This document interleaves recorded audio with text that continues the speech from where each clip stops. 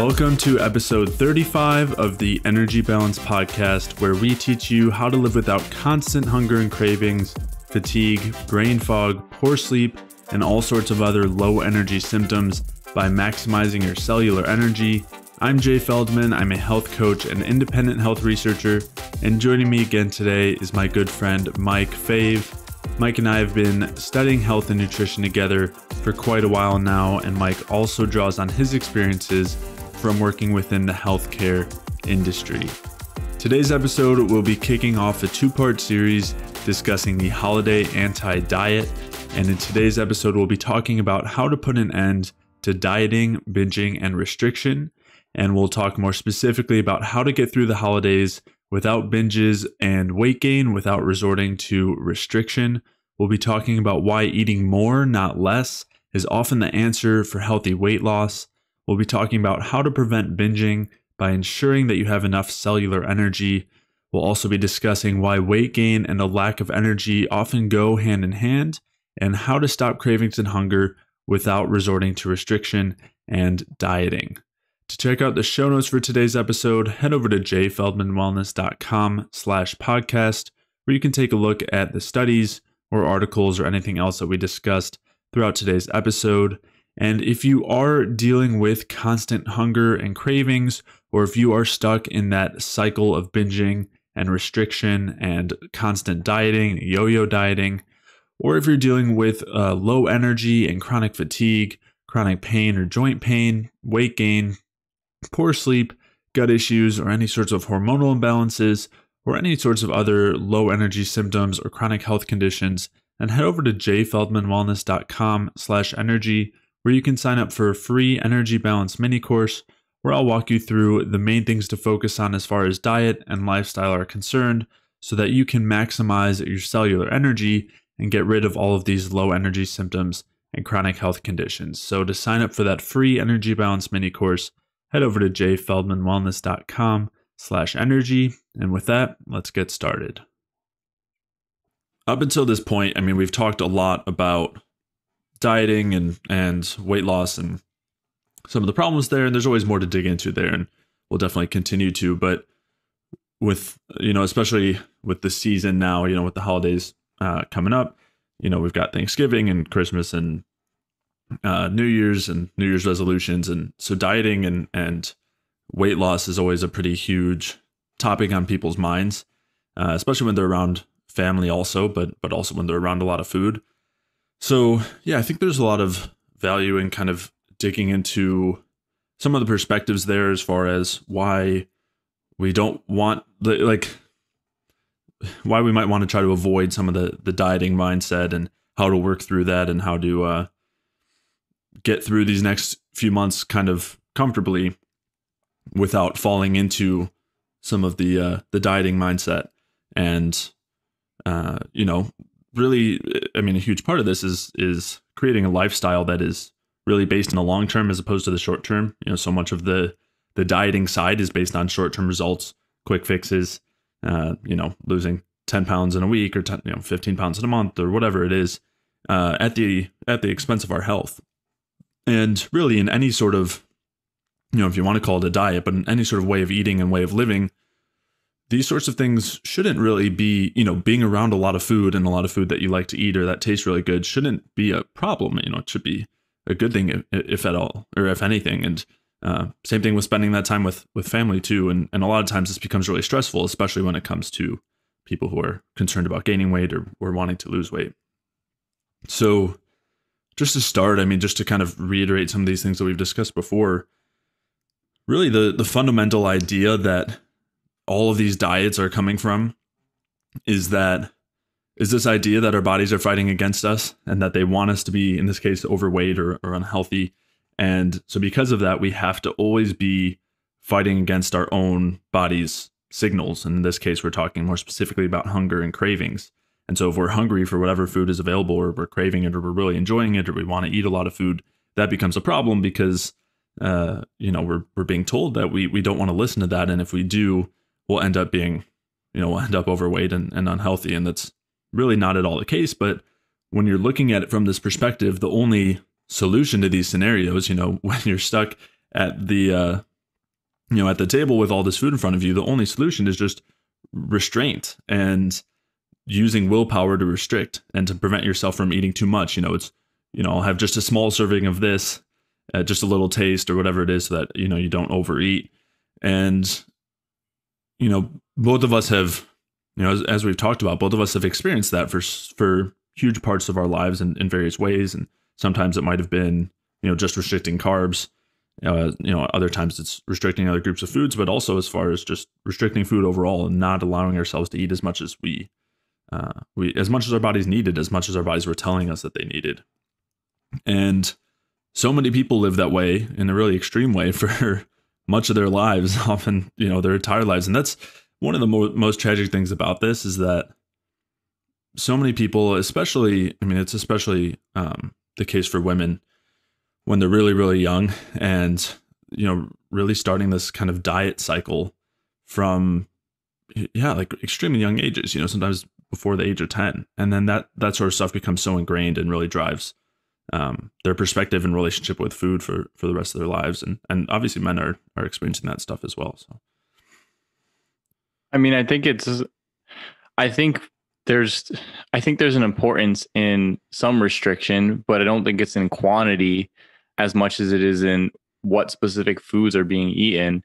I think that's probably the most important area. So, and I think that's where a lot of the misguided dieting stuff comes from, is this model of you need this model behind the idea of energy, calories in, calories out, where a lot of people think that if they eat a little bit on the holidays of everything and they keep all their portions small and then they exercise extremely hard later on, they've like somehow balanced the scales of the food gods, where you're not going to gain any weight or anything like that. And just the entire paradigm, I don't think makes much sense, especially if it's viewed in that lens. I mean, you can make the calories in, calories out idea can make sense, but there's a lot of modifiers that go into understanding that, and nuances beyond the fact of I ate X number of calories today and then I ran for X amount of time on a treadmill and it told me that I burned that many calories, so therefore I'm fine.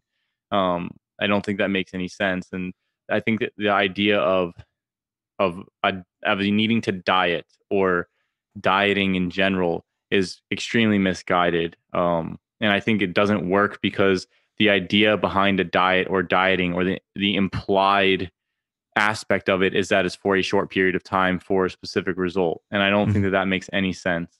And that's not really how the body really works. I think people need to address things from a lifestyle point of view. And it's not. And so the idea is to have the correct paradigm underpinning what lifestyle point of view, particularly related to food, are you going to hold. And I don't think the calories in, calories out model through which it's current, like the context and the way it's currently viewed, is helpful, especially for weight loss. And I mean, we've had X number of years of people yo-yo dieting and dieting. It's not even it's redundant to say yo-yo dieting. The idea of dieting implies periods of famine and then periods of feast, alternating with each other. So like to say yo-yo dieting doesn't make any sense. The idea of dieting needs to go, and the idea of adjusting lifestyle needs to take center precedence. And then this idea of calories in, calories out, where you can weigh the scales with exercise for eating, not so great foods, that doesn't make any sense either. If anything, it makes it worse. If you're going to put a demand on your body with exercise, then you're going to need to fuel your body properly, not only with adequate fuel sources, but adequate cofactors to allow those fuel sources to function. So going out and slamming 32 ounces of a I don't know, whatever, like an icy or something like that, and then saying, oh, I'm going to go run for X number of hours or however long it takes to burn off those number of calories, I think it's like doubly bad from a metabolic standpoint, because of not only what's in the icy, but also now you have a lack of nutrition to fuel your exercise. So the whole paradigm is just, it doesn't make any sense. It doesn't produce such great results. I mean, a lot of people there's a high, I guess recidivism would be that's usually used in regards to going to jail. But as far as like returning to an overweight state after going on the diet, is like that happens for a lot of people. It happens pretty frequently. And then a lot of people wind up in worse issues. And I've seen it with a lot of people where they diet their weight down, they lose a ton of weight. And then as soon as they stop restricting, they put it back on. And then, so then usually the point that I start to see them or start to have worked with them is when they've put the weight back on after dieting down. And now we can't get the weight off because they're in a metabolic hole because they dieted down so hard, they got their caloric intake down so low that when you try and get the weight off by raising caloric intake, the body is just saying, no, we're just going to store this because the past famine that we went through was so strong. And so you get this perpetual cycle of continually lowering metabolism, and depleting nutrients and then filling up on garbage diet food, which is essentially just a whole bunch of artificial sweeteners mixed in different foods with high fiber contents. There's very limited nutrition in any of this stuff. And it just, the paradigm is, and there's some talk about the paradigm being created by industry interests to push a certain narrative to take the focus off of poor quality food choices and move it towards the idea of calories in, calories out, which allows people to justify eating poor food and then moving into exercising or expending energy to burn off those poor food choices. And it doesn't work. I don't think in a long-term perspective, it doesn't work. For next month or losing X number of pounds to fit in a wedding dress for just your wedding and then gaining it all back later, that sure, you'll lose 5 pounds by dieting extremely hard X number of weeks before your wedding to get into your dress. But then what happens after? And then the question is, what happens with long-term health after that? And you can look at populations that take the dieting down to an extreme, and you see the bodybuilder populations. The bodybuilder populations diet extremely hard to get to their shows, and they get extremely lean, but that they're known to feel absolutely terrible, as with most people who go on diets. And then they also get to a point where their hormonal levels are castration levels. You have full-grown 250-pound, 5% body fat men at female levels of testosterone if they're not using steroids because of their dieting practices, and completely dysregulated cortisol or stress hormone responses and their thyroid hormone turned off. So I don't see the benefit in this strategy. And so, we'll talk about what are better strategies. And again, I think the underpinnings here is not calories in, calories out. It's food choice and following the cues of your body and eating to satiety. Yeah. Yeah. And just to add in real quick too, as far as the bodybuilding side is, of course, the hormonal use there from their end is also a contributor to the really low androgens and everything. But the dieting is definitely kind of coupled with the dieting is a pretty terrible recipe. Androgens, they're using exogenous, when they do the cuts and they go to shows, they're still on, a lot of them are still on steroids unless the show is tested. So if the show is tested, they could, for natural bodybuilders, when they cut down that low, it decimates their hormone profile. So it's not necessarily from stopping the steroids before the show. In some cases that could be, I know it's splitting hairs, but for a lot of them, the dieting itself is causing it in the natural bodybuilders. The super big guys are you couldn't get a reading on their testosterone because they're using exogenous steroids regardless.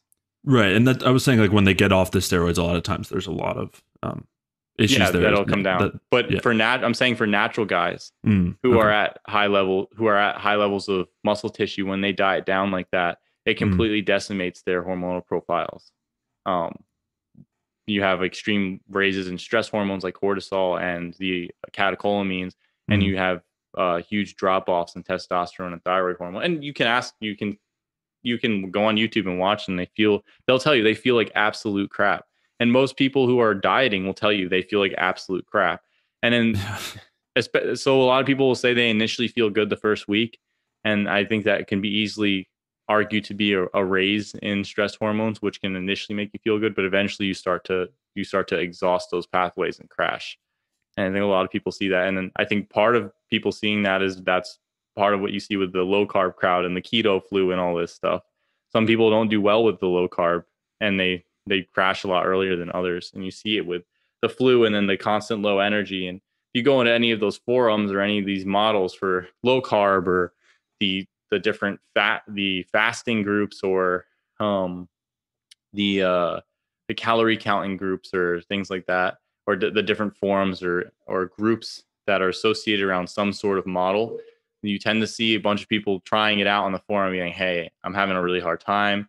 I'm not feeling very well. I keep getting sick. I don't have a lot of energy. And everybody's just like, oh, just keep doing it, keep doing it. And eventually you'll feel like the more you have to just keep doing more. You have to cut your calories more. You have to lower your carbs more. You have to restrict your feeding window more. And it just, for some people, for a lot of people, it crashes them. For some people, they seem to be able to manage it somehow. But I think for most people in long term, you find that it doesn't really work. And then you find that in across multiple different strategies.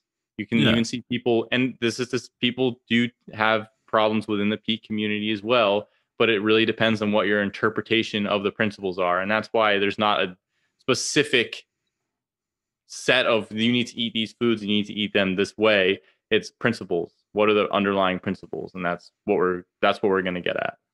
Yeah. And as you're saying, it's kind of, it's definitely unsustainable, that whole dieting cycle, whether it's in regard to calories or carbs. And a lot of times people feel pretty terrible when they're doing it. Sometimes they don't, but for how long? Like, for how long do they not feel that way? And as you were kind of getting at too, with that dieting cycle, it's never ending. There's no solution. There's no end point where it's like you can go back to eating a normal amount of food.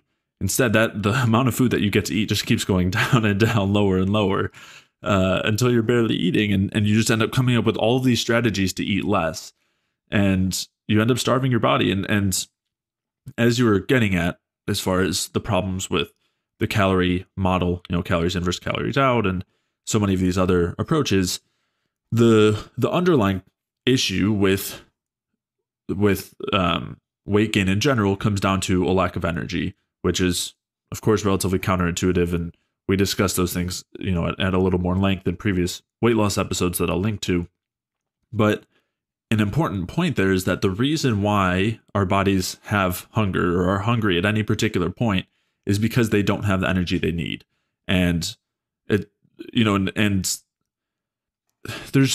it's so important. Like, I don't know of anything more important than that, as far as just completely dismantling this idea that we need to be fighting against our hunger and that we need to be dieting. Like, if our hunger is a direct result of a lack of energy, which it is, shown to be the case in as far as liver ATP levels and the ATP levels in certain parts of our brain that regulate hunger, specifically in the hypothalamus. ATP being a marker of amount of energy being produced. Right. So assuming that that's the case, which is supported, then the idea that we want to be fighting against hunger makes no sense at all. And it just leads to this never-ending dieting cycle where you keep eating less and less. And as you said, you lose weight, and then eventually assuming that you can't continue to resist and can't keep using that willpower because it's limited, you end up eating more, and then you gain more weight and you're in a worse place than you started. Or you don't, which is arguably worse if you just keep eating less and less forever. And then you are very, you might be lean, but you're also not eating anything. And then at that point, you end up having all these major metabolic costs too. And as you're saying, it does lead to this metabolic hole that does take a while, or can take quite a while to dig out of. And we see that all the time where, it can be pretty tough to work through that. And yet and you mentioned the other side of this too, which is the industry side. And I don't know how it happens that every single year you have the same groups of people, and I'm not trying to, like, by no means is this blaming the people, but it's like they get us, like they get us into believing that this is the year, and that, as of January 1st, we're going to join whatever program, or we're going to do Weight Watchers or whatever it is, and we're going to lose all this weight. And so much, it's like a joke as far as how many people sign up for the gym and stay there for a month and are gone by February 1st, and how busy the gym is during January. And, the same thing with all of the dieting spheres, where it's known that this is just a short-term thing. And as you said, it makes a lot of money for the people who are encouraging that. But even if you want to argue that it works in the short term and there's no cost, which obviously there are huge costs, and so we disagree there, but it's pretty hard to argue that it works in the long term. And at that point, the only argument that you have is that everybody who can't do it is just weak. They're just weak-willed and they're just not trying hard enough, which is not the case. Everything in your body, when you're not eating enough, is telling you to eat more for good reason. So, yeah, it's a pretty. If you have to try that hard, then you're not doing it. Then it's something is wrong. If it has to be that hard, then something's going on. For most, the body should be able to regulate its weight without an issue. It just really depends on what you put in it. If you put sugar in your gas tank ain't going to run very well. So if you load up on a bunch of polyunsaturated fatty acid foods and junk food and things like that, you're going to have a hard time metabolizing things appropriately. And so that's why it becomes down to food choice. Your body was, the advent of calories is new. So the idea that you need to count calories or that you even need to track different macros and things like that. I mean, I know we talk about it as being helpful for certain strategies in certain times. Yes. But the idea that you need to track these things is entirely a new concept. Yeah. There was no concept of these things prior to the 1900s. It didn't even exist. Yeah. These models came out towards the end of this last century and with the entirety of human existence, and the idea that the thing is obesity was unheard of prior to this. Prior to this past century, obesity was a rare occurrence. Now it's a very common occurrence, and being overweight was a relatively rare occurrence. So, and the idea of the calories in, calories out model and the idea of calories in general and macronutrients is new to this century as well. So prior to that, why weren't people becoming obese? Where was their genetic predisposition to be obese? It wasn't happening. It's entirely manufactured, the obesity, and then the models to explain it this past century, not 2000 and the 1900s. Right. So the idea that you need to count these things doesn't make any sense. The body should be able to regulate itself. The idea that there's a genetic basis for it also doesn't make any sense. You may have a predisposition, but to be, I'm fat because of genetics makes zero sense, because obesity was relatively unheard of prior to this past century. And if you understand the genetic model, it doesn't just happen over the course of 50 years. You haven't even gone through one generation. And according to the genetic model, it takes multiple generations for a certain gene to become prevalent within a population or a species. But as we know, that's not the case, and there is a lot of heritability there. So it is worth saying that people do inherit tendencies towards certain things, and there is, with epigenetics, that is becoming at least somewhat more acknowledged that these things are passed down in a very short period of time, even if it's not strictly genetic in the way that it's conventionally thought of, where it takes thousands and thousands of years to create, to have somebody with a random genetic mutation and then have that previous generations that starve are going to pass an ability to regulate metabolism differently to the next generation. But again, that's still an environmental concern. Yeah, it's still environmental first, for sure. Yeah. The reason I'm pointing that out is because I don't want, some people are put in a situation where it's harder for them to. That's why I'm saying there's a predisposition for sure. You're just saying it starts at the environment, which is important. It's not purely genetic that all of these things just happen randomly. Like it was environment first that then led to that heritability of the tendency to be more overweight or less lean. Yeah, there's definitely a predisposition, but that still doesn't make you genetically fat. Right. You may have a harder time. You may have to be and I think there's a genetic predisposition for many different things. Well, people have their genetic predisposition is to put body fat on, whereas for you and I, that's not a case. But for us, we have other genetic predispositions that make it harder for certain things. So there's genetic predispositions in all different areas. It doesn't make it somebody's destiny. The things can be adjusted. You may have a harder time. Some people definitely have a harder time keeping weight off, keeping a lower body fat percentage. But again, the question also becomes of health. If your body fat percentage is set at a certain level, and that's where you are, and you feel great, and your health is all right, you're healthy, you're strong, your mental function is fine, all the different parameters that you look at, your libido is doing well and whatnot, and you just sit at a heavier body fat percentage, I don't see an issue with that, regardless of but the thing is general body fatness overall has increased massively in the past, not even 100 years. It's Yeah. gone to a ridiculous level from what it was before. And I don't think I think that a lot of that isn't really so much genetic, and even there may be a predisposition there, but there's more to it than just this predisposition. There's a lot more going on than just this predisposition. And I think it's related to entirely to food quality and food choices.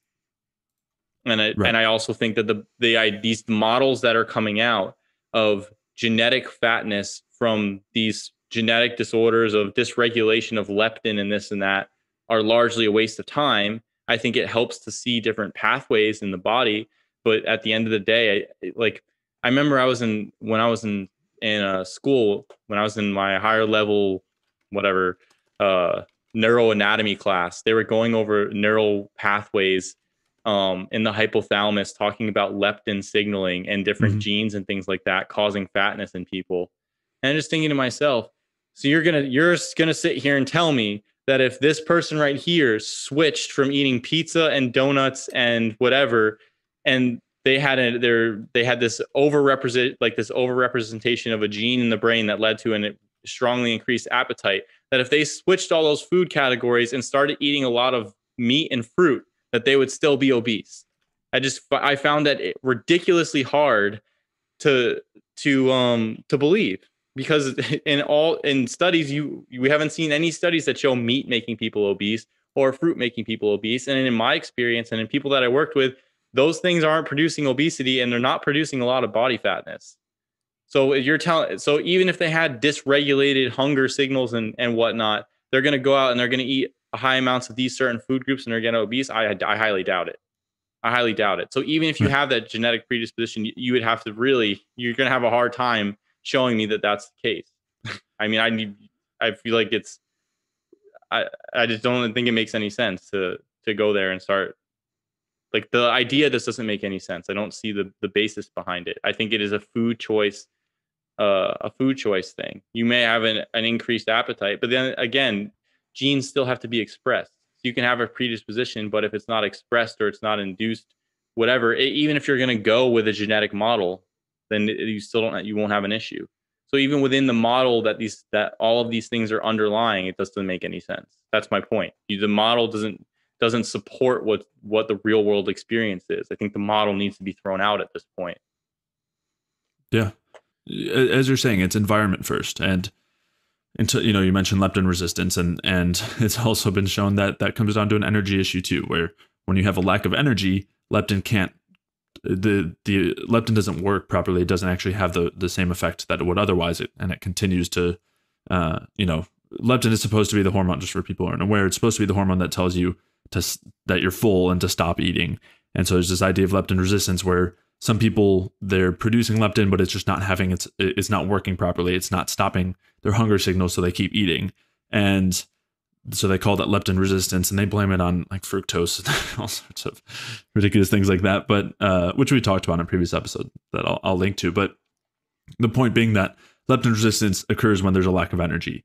And so, which makes sense because, as we discussed, lack of energy is the reason for the hunger signal in the first place. So you wouldn't want to stop that hunger signal if you're eating food that increases leptin, but it's not actually being converted to energy. And that's the whole point that you're getting at, which is, as far as you're talking about it in terms of food choice, but that the food that most of us are eating, that most people are eating now, is not able to be properly metabolized to produce energy. And so you end up with a lot of food. It's not going through that metabolic engine. You're not ending up with ATP and CO2 and other kind of energetic components.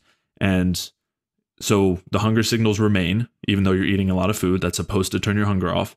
And then that food, instead of being converted to energy, is being stored as body fat. And so that's why you're talking about the environmental side. And by environment, I just mean anything that's not genetics, basically, of being the thing that's responsible for the weight gain, where we are being exposed to all these foods that block our ability to produce energy and cause all sorts of dysfunction that further blocks that process. And so that is what is, so if we change that, if we eat the foods that don't do those things, then when we eat enough food and it's being used properly to produce energy, the hunger signals turn off. And it's a pretty foreign concept to a lot of people. And it was for myself at one point too, not necessarily a foreign concept conceptually, but in practice, like in experience, because I think most people don't. Most people have never felt that, and that's why things like the holidays are such a problem when they have all of this good food around that they want to eat, and there's kind of this feasting mindset, and so the idea that you might start to have a piece of pie and then stop partway through could never happen for most people. It's like as soon as you give yourself the freedom to eat it, you're going to eat it because your body is starving. But in reality, when we give ourselves that freedom psychologically and we're eating the right foods that help to support us metabolically, so we're actually converting food to energy, we are not like the binging experience goes away. And so do the cravings. Right. And both of us, and binging is such a huge part of this dieting cycle, this restriction cycle, where we're under this restriction mindset all the time. We're using our willpower to restrain ourselves all the time. And then we have a cheat meal or a cheat day or the holidays come around and it's too hard to resist, or we decide to let ourselves go and we binge because our bodies have been starving this whole time and we're just kind of giving them the opportunity to supply themselves. And there's nothing, it's like you're left out of control, and both of us have experienced this. We've talked about it. And I mean, we experienced it a lot in our low carb days, whether it was bags of banana chips or dozens of cookies of like or low entire carb. 2-pound bags of berries in one night. Right. Or like banana bread where we would eat a whole loaf at a time. And we would use like coconut flour and stuff. So it was mostly fiber. Which is the same thing as the dieting strategy. It's exactly like one of the main dieting strategies is to eat like fiber and water and protein before a big meal. Get like nuts and seeds and things, salads and water. So that way you're not super full on literally limited nutrition. Right. Which just makes you even more likely to binge later because on. Those hunger signals are still just as strong, but you're just physically full. So yeah, we experienced it in our low carb days. And prior to that too, I mean, I dieted pretty hard when I was young in an effort to be lean. And I remember any sort of kind of family function where there would be cookies out or brownies or something. If I let my guard down from that willpower and the restraint and had one, I never had one. It always ended up being like 8. And, and I would try to hide it too from myself or from the people around me. And, because there's such a judgment on it from yourself and also from other people. Of course, it starts with yourself. And I would do it on, the same thing would be weekends, especially at night when you're tired and, maybe you're watching TV or something and open up a bag of chips or chocolate or whatever it was. And then you end up finishing the whole bag. And yeah, I definitely did that, like to the point where I'd feel sick. And I know so many people have experienced that, which is why, I think it's worth mentioning. And that's why I also want to reiterate that doesn't have to continue when we're talking about these actual long-term solutions, things that actually work by changing the foods that we're taking in so that we're actually able to use the food properly. Those binges don't happen anymore because you don't have this mismatch between your hunger and the amount of food that you eat. And, when you're looking at all of these recommendations for the holidays, like we talked about with the lots of fiber and water and protein before a meal, just trying to like fight cravings and limit portions where instead of just trying to fully abstain from the pie, you just you give yourself a small slice. So that way, you still get a taste of it and you'll, as opposed to trying to fight it completely. Like it's all coming from that same. Like an austerity measure.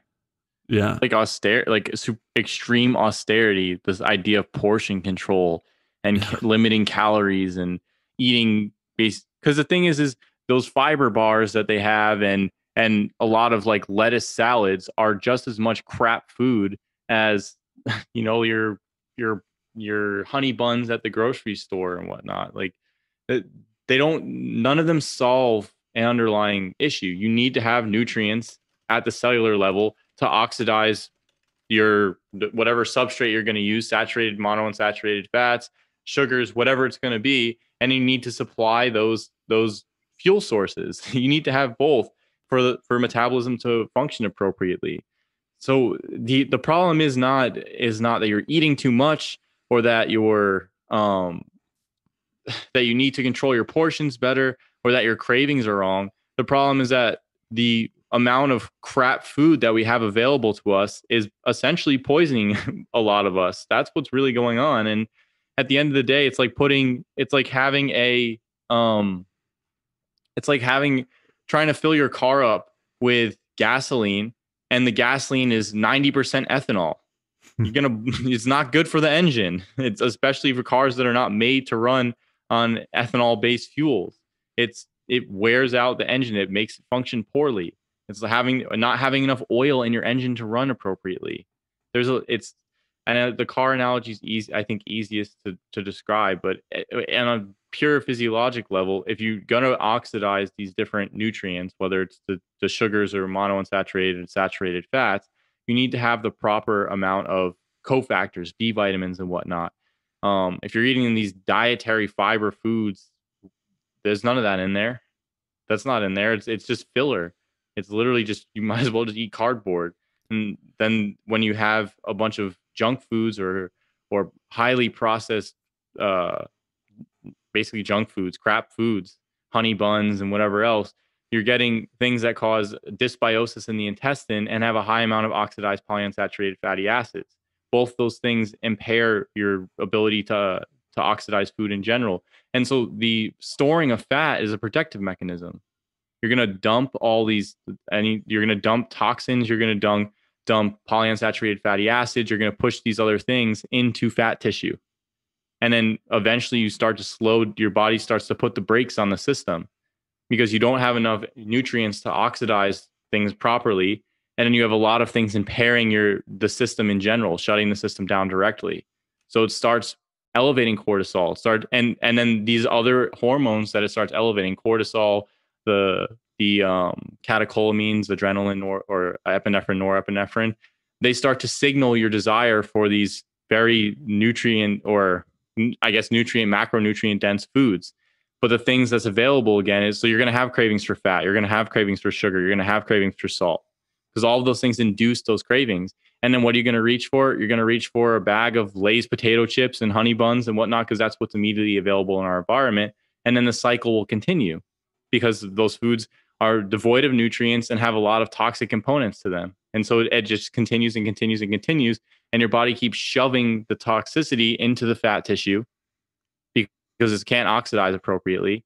Then you keep getting more cravings because you're essentially starving. In my experience, a lot of obese people that I've worked with, or people who are very overweight, are starving. They are physiologically starving. They're just eating. They're not feeding themselves. So their body is constantly signaling for food, and it's not getting food. Honey buns and Lay's potato chips and Kit Kats and all this stuff is not food. Polyunsaturated vegetable oils are not food. That I think there's a skewing of what food actually is. And a lot of the stuff that things are moving towards, the more the lab produced stuff and the synthetic stuff, ensure is not food. Mm-hmm. None of those things are food. So you can keep putting it in, but it's not food. It's not going to have that benefit. Real food is what people need. You need to eat your butter, your steaks, your fruit juice, your fruit, specific vegetables, tubers, those types of things. And this has already been shown. This has already been shown in Weston A. Price did his anthropological study where he went to the different groups. And the groups that were eating their traditional diet, when they switched over to eating vegetable oil and canned products and whatnot, they developed all this disease, and some of them got obese and all these different health problems. Whereas the ones who remained on their traditional diet didn't have the issues, and it happened within one generation. So you can even discount the genetic predisposition and the epigenetic aspect there. It's completely diet. It's not a question. So this idea of you can eat whatever you want as long as you have portion control, or you can eat whatever you want as long as you work out hard later, it's just a fraudulent idea. It makes no sense. It doesn't work. Maybe it works initially, but again, for it to work initially, and this is what people always say, oh, when I was younger, it used to work. Well, you didn't deplete your stores. You didn't deplete your body of all its nutrient stores. You didn't deplete your body of its hormonal capacity when you were younger. Over time, you did with these strategies. And it goes beyond depletion too. It's our bodies are constantly adapting. So they start, if it started out in a decent environment, it was, it kept the, all of the metabolic hormones, things like thyroid hormones and reproductive hormones were high. So at that point you could handle it. But over time, as it keeps adapting to starvation, even in a more minor way, even if it's not, complete starvation, but semi-starvation, then those stress hormones increase and increase. And as you're saying, nutrients continue to be depleted as well. So you have this perfect storm of signals telling your body to, over time, store more and more food as fat. And you also end up with less and less energy. As you said, the people, in the obesity state, the obese state, or even the overweight state, most people are starving. And this is not an idea we're making up. That, I'll cite some really great studies on this, but there's this starvation happening where, again, the food is not, like, you're ending up with a lack of energy because the food is not converted to energy and it's getting stored as fat. And as you mentioned, nutrients are a huge component there. And along with that, as you said, the vitamins and minerals are a huge component there. Stress is a huge component there. Endotoxin from the gut is a huge component there. Polyunsaturated fats are a huge component there. And these are things that we discuss all the time throughout the podcast. But a really important point here as well is that the calories are not the problem. The fat is not the problem. The sugar is not the problem. The carbohydrates are not the problem. But the types of foods that you're getting those things from do matter. The types of fats do matter. The type of carbohydrate does matter. So, and a calorie is not a calorie. I think that's important to point out. So the idea of calories is not helpful. It tells you a quantity of food, but it tells you nothing qualitatively about the food. And that's extremely important. Yeah. You can have 1,000 calories of oil, motor oil, but you're not going to do anything with that. You're going to hurt yourself really bad. You can eat it. Yeah. You can have whatever the ridiculous thing you can think of that you could burn and produce heat from and measure as a calorie, which is how much heat it takes to raise 1 milliliter of water by 1 degree Celsius or something like that. Some arbitrary amount of water by 1 degree Celsius. Yeah. I think that's the definition. 1 gram, 1 milliliter. Yeah. Yeah. That's the definition of a calorie. So you could burn a lot of things. I could burn butane, but I'm not going to go and eat butane. What's 1,000 calories of butane going to do for me? Right. Right. So go ahead. The point you're getting at is that within the food, we're measuring, like, this measure of calories is not accurate to what's actually happening when we use it in our bodies. So as you're saying, like, you're using, ridiculous things that we don't consider food. You're considering that those things you could also measure in terms of calories, but that doesn't say anything about what happens when we eat them. It doesn't mean they're going to be converted to fat or that we can use them to produce energy. And the same thing happens with what we're calling calories in food. Not to mention that there are so many other, like, problems with trying to measure things in terms of calories, and this is what you're getting at, where there's all sorts of steps that affect how much of that food gets digested and absorbed and what actually happens with it when it's used internally, that go way beyond anything that can be accounted for in the calorie equation. And so, it's the people who are, if it fits your macros stuff, is just, it's out of control. There's zero logic behind it. Yeah. Just because you have a bunch of study and you can feed rats different amounts of calories of a purified diet and then find that the calories is the only difference, or monkeys or whatever, says absolutely nothing about the food. Says absolutely nothing about it. If you're comparing the same diets to the same diets and then adjusting calories, it doesn't matter. Right. It's not relevant to what's actually happening as far as different. That doesn't say anything about comparing the foods between calories. All it's saying is that if you have the exact same composition of food and ate more versus ate less, there's a difference. And there is a difference. And that difference also is not always weight gain, but that's a whole, depends on the types of foods and all of that. And I don't want to dig into this too much more because we've done it in the past, and in a future episode, I want to talk about it in more detail. But just because we mentioned it, the idea that we can even have any accurate estimation of counting calories is absurd also. I mean, as far as the equations for what's supposed to estimate our own calorie usage makes no sense. And as that stuff depends on so many different factors, from hormones to sunlight to the types of foods that we eat, how much sleep we're getting. And then same thing with the calories that we're measuring in food, where the difference between the amount of calories in the food before or after it's cooked can change drastically. How well it's absorbed internally can change drastically. And when you think that there's this idea that 3,500 calories is the equivalent of a pound of body fat. So if you eat 3,500 calories more, it increases body fat by a pound.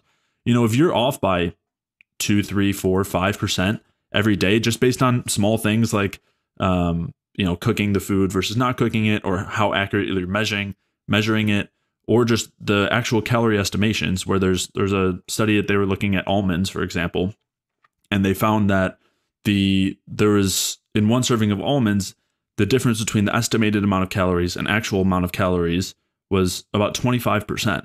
So that's a massive number. And if you're talking even 5% of a 2,000 calorie diet, or let's say 10%, that's 200 calories, in a year of 200 calories per day. Let's see.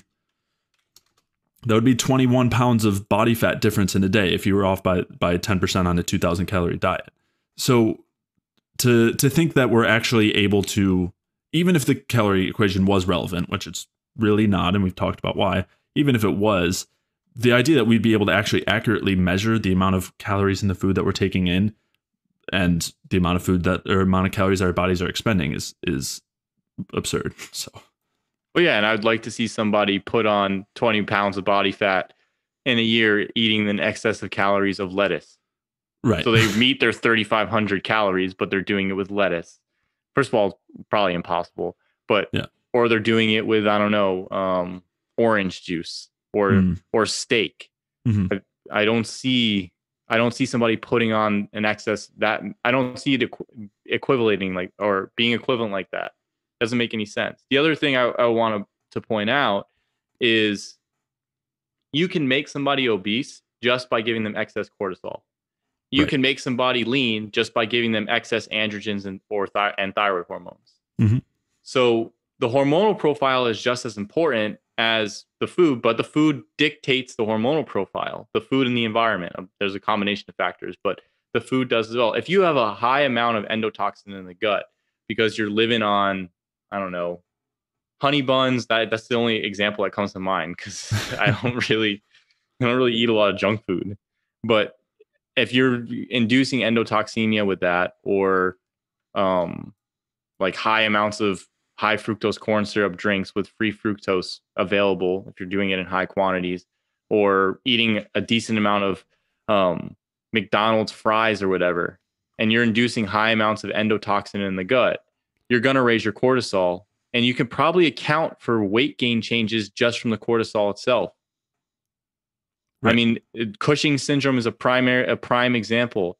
I mean, you can have in 4 months, you can start to induce obesity in children with Cushing syndrome in 4 months. That's not explained by calories in, calories out.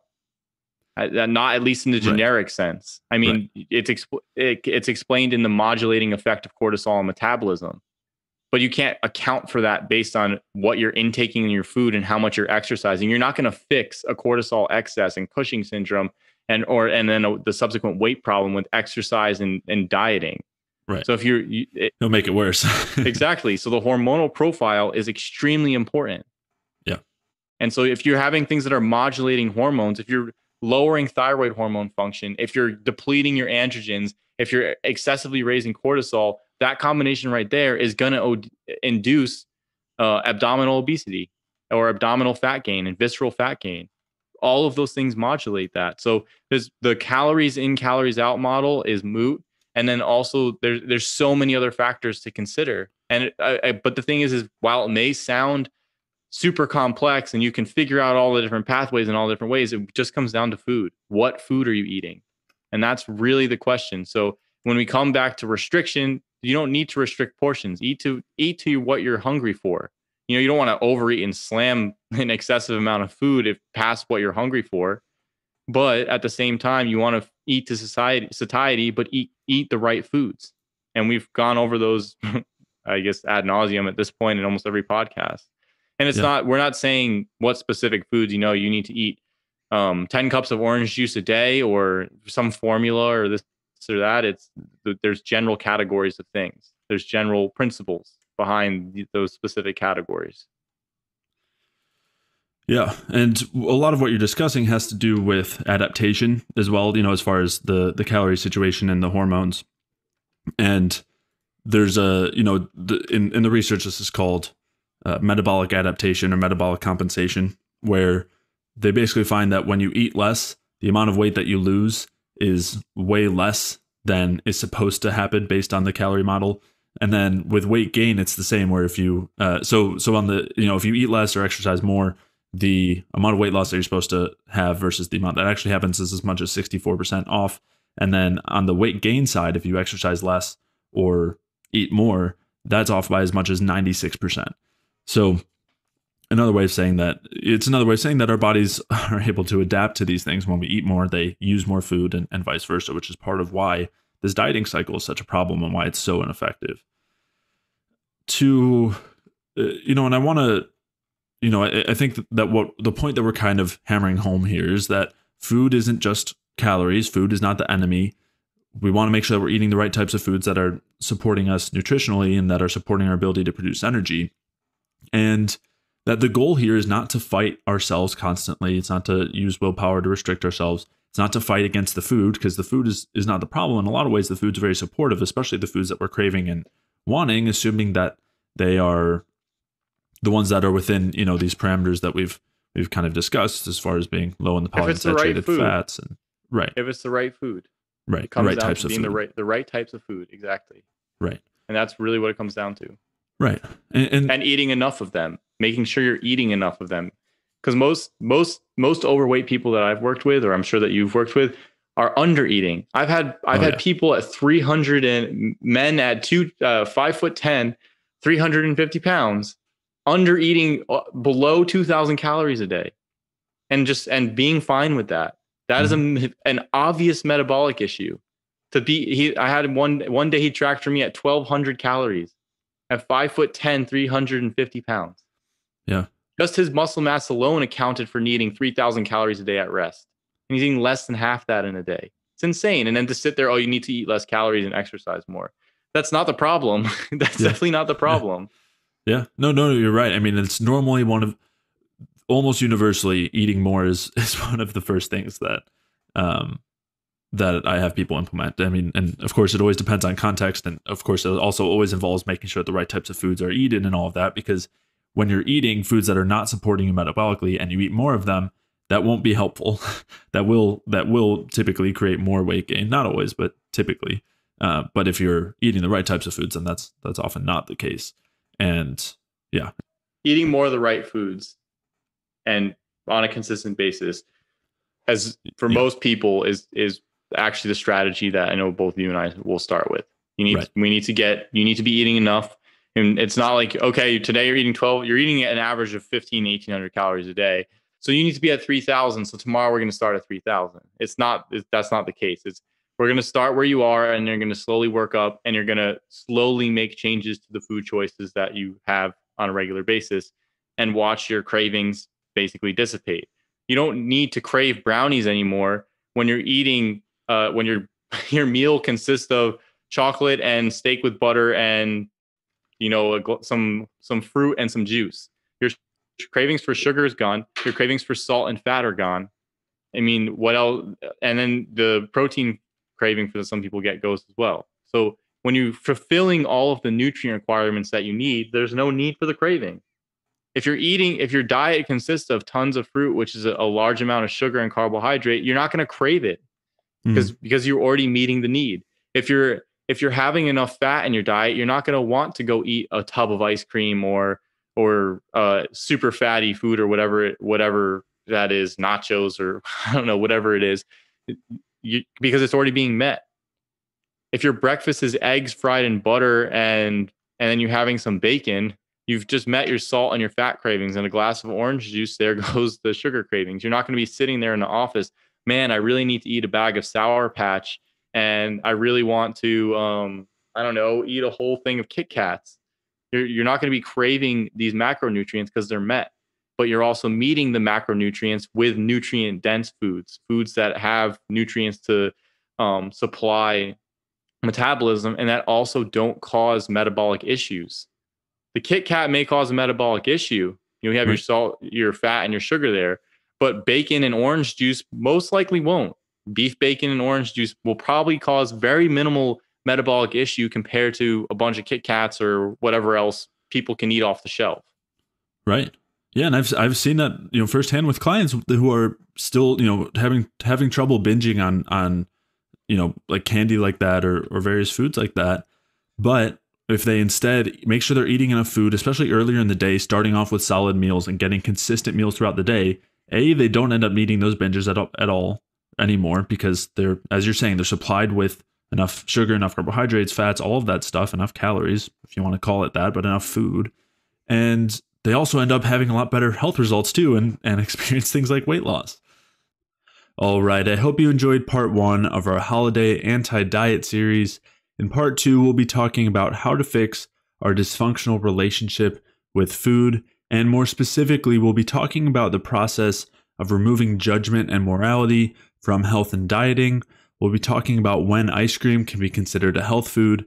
We'll be talking about why losing weight through the mainstream model often comes at the cost of our health. And we'll also be talking about how the diet and nutrition industries have caused us to develop a dysfunctional relationship with food, as well as how we can transition away from the eat less and exercise more paradigm for fat loss. If you enjoyed today's episode, please leave a review, a like, a comment, or a 5-star rating on iTunes. That really does a lot to help support the podcast.